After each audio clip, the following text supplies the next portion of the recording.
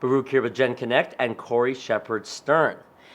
As a producer, Cori, when you're producing these films that are touching on the issues of global health equity, what are you hoping that the message of the films will really achieve in real terms?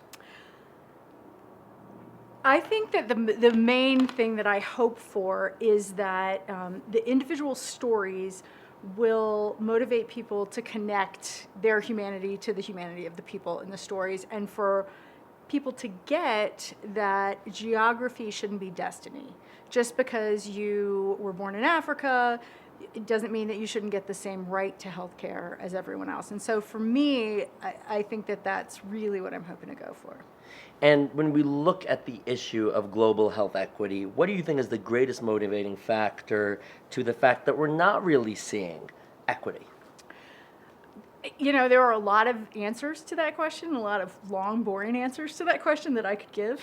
And I think, to sum it up, the systems are not in place. The systems for delivering the things that we already know work. I mean, for instance, my film Open Heart's about kids who get strep throat. The penicillin cures this, and they get strep throat, but they don't get penicillin, and so then they develop a rheumatic heart disease and end up needing heart surgery to live, to survive.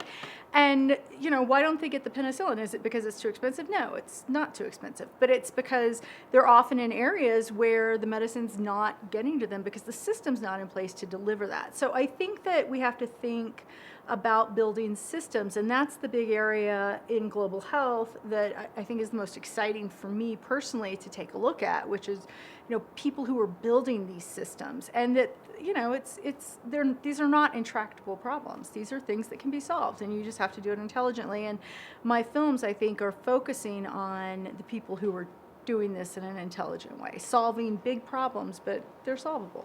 What do you think is the responsibility of members of the media like yourself in the context of a global issue like this?